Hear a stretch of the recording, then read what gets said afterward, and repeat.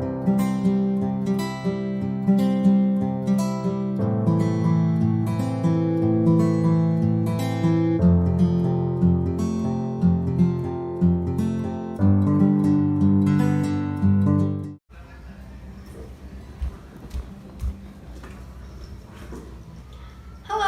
Assalamualaikum warahmatullahi wabarakatuh. Kembali lagi dengan aku Haira Salpadea, yang dimana aku adalah seorang mahasiswi dari S1 Psikologi Universitas Asia Yogyakarta. Jadi ini adalah video aku yang ke-7 sepertinya. Video guna pemenuhan tugas mata kuliah aku, yaitu keislaman dan kemanusiaan dan keimanan. Sampai lupa teman-teman. Oke, kali ini udah masuk ke teori ke-10, yang mana teori 10 ini membahas tentang tahayul, bid'ah, dan khurafat. Nah, atau yang disingkat atau dikenalnya itu TBC. Jadi teman-teman, ini bukan tuberkulosis ya teman-teman. Jadi kali ini kita akan membahas tentang 3 sekawan kebatilan. Oke, kita mulai aja ya. Yang pertama, tadi kan TBC, kita awali dengan pengertian dari T-nya, yaitu tahayul. Nah, menurut Kamus Bahasa, tahayul artinya sesuatu yang hanya ada dalam khayal belaka. Kepercayaan kepada sesuatu yang dianggap ada atau sakti, tetapi sebenarnya tidak ada atau tidak sakti, sebenarnya itu gitu teman-teman. Nah, ada kepercayaan yang sampai kini itu melekat dalam diri sebagian umat Islam di tanah air tentang misalnya bulan Safar, yaitu bahwa bulan Safar atau Sofar adalah bulan naas, bulan yang penuh kesialan. Nah, alasannya kata Safar berarti sejenis penyakit di dalam perut berbentuk ulat besar yang dapat membunuh. Kepercayaan ini sebenarnya sudah ada sejak zaman jahiliyah. Ketika itu mereka menganggap bulan Safar sebagai bulan yang syarat dengan kejelekan. Di samping itu, mereka juga menganggap Rabu sebagai hari nahas karena terlebih Rabu yang ada di setiap akhir bulan. Kepercayaan atau tahayul ini sebenarnya sudah dihilangkan dalam Islam, di mana Rasulullah pernah berdebat dengan orang Baduy. Tidak ada penyakit menular dan tidak ada kepercayaan pada tahayul, sabda Nabi Muhammad SAW. Baduy berkata, lantas bagaimana dengan unta yang sehat kemudian sakit setelah didekati unta sakit? Nabi menjawab, lalu siapa yang menulari unta pertama? Perdebatan ini menegaskan kepercayaan seperti itu tidak ada dan tidak dibenarkan adanya. Menurut pandangan Islam, dalam hadis riwayat Bukhari dan Muslim, Rasulullah bersabda yang artinya tidak ada adwa, tahyara, hamah, dan safar. Nah, adwa itu adalah penularan penyakit, sedangkan tahyara itu merasa bernasib sial atau meramal nasib buruk karena melihat misalnya burung, binatang lainnya. Sedangkan hamam maksudnya burung hantu. Safar adalah bulan kedua dalam tahun Hijriah, yaitu bulan sesudah Muharram. Islam tidak mengenal adanya hari atau bulan nahas, celaka, sial, malang, dan yang sejenisnya. Yang ada hanyalah bahwa setiap hari dan bulan itu semuanya baik. Bahkan dikenal hari mulia yang dimana itu yaitu Jumat, dan bulan mulia seperti bulan Ramadan, Syawal, dan Dzulhijjah. Jelas, tahayul tidak ada tempat dalam Islam. Dan dalam hati kaum muslimin, tahayul merupakan bentuk syirik. Diriwayatkan dari Ibnu Mas'ud, Nabi SAW berkata, tiara atau tahayul ialah sejenis syirik. Hadis riwayat Tirmizi maksudnya. Nah, ketika belakangan sering terjadi kasus kesurupan massal juga individual, orang menyebutnya kemasukan setan, jin, atau makhluk halus. Ini juga tahayul karena menurut para ahli, kesurupan adalah fenomena psikologis, tidak ada kaitan sama sekali dengan makhluk halus. Kesurupan adalah semata-mata fenomena alami yang bisa terjadi pada manusia dan tidak pandang bulu di belahan dunia manapun, terutama di masyarakat yang tingkat kesulitan di hidupnya tinggi.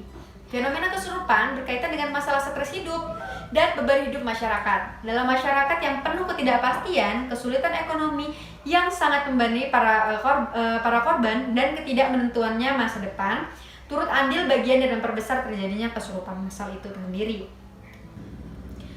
Pada kasus anak-anak sekolah, mereka yang terkena rata-rata kehidupan ekonominya susah, mikirin beban pelajaran ditambah dengan adanya buku yang belum dibayar atau mungkin belum membayar SPP, yang dimana ini akan menciptakan stres atau sangat stres yang harus ditahan. Nah, pada puncaknya jika sang anak sudah tidak tahan lagi, tidak mampu menahan ini, maka akan terjadi ledakan dan terjadilah kesurupan. Maksudnya ledakan ini adalah ledakan pikiran dalam anak itu sendiri ya, yang menyebabkan kesurupan. Nah, kesurupan adalah fenomena biasa yang ada dalam dunia psikologi maupun fisiologi. Apa yang terjadi pada mereka hanyalah masalah psikis yang disebut dengan trance disorder. Orang yang mengalami hal ini akan bisa spontan teriak-teriak dan bahkan berkata-kata yang tidak biasanya dilakukan. Ini disebut dengan munculnya sifat ganda, karena pada dasarnya setiap orang mempunyai karakter lebih dari satu, teman-teman. Dalam keadaan trance sendiri, seseorang akan memunculkan karakter yang lain yang biasanya tidak ditampakkan. Singkatnya, fenomena trance alias kesurupan ini bukanlah hal aneh dan perlu dimistifikasi. Ini adalah fenomena alam biasa yang disebabkan oleh tekanan jiwa. Lalu kita masuk ke pengertian bid'ah. Secara bahasa, bid'ah adalah perbuatan atau cara yang tidak pernah dikatakan atau dicontohkan Rasulullah atau sahabatnya, kemudian dilakukan seolah-olah menjadi ajaran Islam. Yang kedua, pembaruan ajaran Islam tanpa berpedoman pada Al-Quran dan hadis. Dan yang ketiga adalah kebohongan atau dusta. Nah, ini menurut bahasa dalam Kamus Besar Bahasa Indonesia. Dalam Islam, bid'ah adalah suatu amalan yang diada-adakan atau menambah amalan dalam ritual ibadah, padahal tidak dicontohkan oleh Rasulullah SAW, sebagaimana pengertian bahasa yang pertama tadi di atas. Secara bahasa, bid'ah artinya penciptaan atau inovasi yang sebelumnya belum pernah ada. Maka semua penciptaan dan inovasi dalam ritual agama, ibadah mahdah ya teman-teman, yang tidak pernah ada pada zaman Rasulullah itu disebut dengan bid'ah. Hati-hatilah kalian terhadap perkara yang diada-adakan, karena setiap perkara baru itu bid'ah, dan setiap kebid'ahan adalah sesat, dan setiap kesesatan tempatnya itu di neraka. Hadis riwayat Baihaqi An-Nasai. Nah, barang siapa yang melakukan suatu amal dalam agama yang tidak ada perintahnya dari kami, maka amalan tersebut tertolak. Hadis riwayat Muslim. Lalu barang siapa yang mengada-adakan hal baru dalam urusan kami ini, agama, padahal bukan dari bagiannya, maka ia tertolak. Hadis riwayat Bukhari dan Muslim. Secara bahasa, bid'ah adalah sesuatu yang diada-adakan tanpa ada contohnya. Secara istilah, isyarat adalah sebagaimana perkataan Imam Asy-Syatibi, bid'ah adalah suatu cara yang diada-adakan di dalam agama, yang menyerupai agama dan bertujuan untuk berlebih-lebihan dalam beribadah kepada Allah Ta'ala. Bukan termasuk bid'ah jika sesuatu itu diadakan di luar agama ya teman-teman. Ibadah atau ibadah mahdah itu untuk kemaslahatan dunia, misalnya seperti pengadaan teknologi dalam transformasi industri dan yang lainnya. Nah, itu inovasinya beda lagi ya teman-teman. Nah, Imam Malik pernah berkata, barang siapa yang melakukan inovasi dalam agama Islam dengan sebuah amalan baru dan menganggapnya itu baik, maka sesungguhnya ia telah menuduh Muhammad SAW menyembunyikan risalah Allah. Karena Allah Subhanahu wa taala menegaskan dalam surat Al-Qur'an Al-Maidah ayat 3, yang dimana artinya, pada hari ini telah kusempurnakan untuk kamu agamamu, dan telah kuciptakan kepadamu nikmatku, dan telah kuridai Islam sebagai agamamu. Itu jadi agama bagimu. Bid'ah juga terjadi dalam bidang akidah. Syekh Yusuf Qaradawi dalam bukunya Fikih Prioritas menyatakan keyakinan bertentangan dengan kebenaran yang dibawa oleh Rasulullah SAW dan ajaran terdapat dalam kitab Allah disebut bid'ah. Dalam akidah al-bid'ah al-i'tiqadiyah. Bid'ah itu mengingkari kesempurnaan Islam. Islam sudah mengatur berbagai sisi kehidupan manusia, mulai dari hal-hal besar seperti mengurus negara sampai hal-hal yang dianggap sepele atau sebelah mata oleh umat manusia seperti urusan tata cara buang hajat. Tidak hanya kaum muslimin saja yang mengakui bahwa Islam ini sudah cukup, sudah sempurna teman-teman, bahkan orang kafir pun mengakui kesempurnaan Islam tersebut. Salah satu bahaya bid'ah adalah pelakunya tidak sadar bahwa dirinya telah berbuat dosa dengan perbuatan bid'ahnya, bahkan menyangka telah berbuat amal yang soleh. Lanjut, setelah itu masuk ke pengertian khurafat. Sumber khurafat atau ejaan lama, khurafat pakai C, adalah dinamisme dan animisme. Dinamisme adalah kepercayaan adanya kekuatan dalam diri manusia, hewan, tumbuh-tumbuhan, benda-benda, dan kata-kata. Sedangkan animisme adalah kepercayaan adanya jiwa atau ruh yang dapat mempengaruhi alam manusia.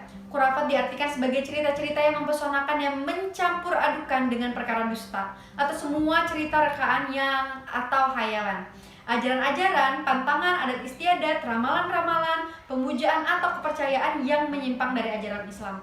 Khurafat adalah bid'ah dalam bidang akidah, yakni kepercayaan atau keyakinan kepada sesuatu perkara yang menyalahi ajaran Islam. Misalnya, meyakini kuburan orang soleh dapat memberikan keberkahan, memuja atau memohon kepada makhluk halus jin, meyakini sebuah benda, tongkat atau keris atau batu, dan lain-lain memiliki kekuatan gaib yang bisa diandalkan dan sebagainya. Kufarat adalah budaya masyarakat jahiliyah. Di antara khurafat, khurafat tadi ya. Di antara khurafat mereka ialah mempercayai kepada arah burung berterbangan, memberi kesan kepada nasib mereka. Masyarakat itu jahiliyah itu percaya teman-teman, jika ada burung hantu yang berbunyi di atas rumah mereka, maka yang di dalam rumah itu akan ada akan berduka cita atau ada yang meninggal gitu teman-teman. Nah, kepercayaan gini nih membuat ya penghuni rumahnya kan jadi ini ya berduka cita ya. Demikianlah pengertian tahyul, bid'ah, dan khurafat ini. Wallahu alam teman-teman. Yang perlu kita tanamkan kepada diri kita adalah tumbuhkan imunitas Islam kita, perbaharui ilmu-ilmu kita. Banyak kok sekarang ini yang bisa kita jadikan pandangan atau acuan kita dalam kitab beragama Islam. Kita bagaimana caranya kita untuk terus meng-cross check segala sesuatunya. Jangan gampang percaya di zaman yang seperti ini, zaman penuh fitnah, zaman yang banyak banget hoaxnya. Jadi kita harus pintar-pintar menjadi umat Islam. Tapi bukan berarti juga kita menolak segala sesuatu yang tidak sepaham dengan kita.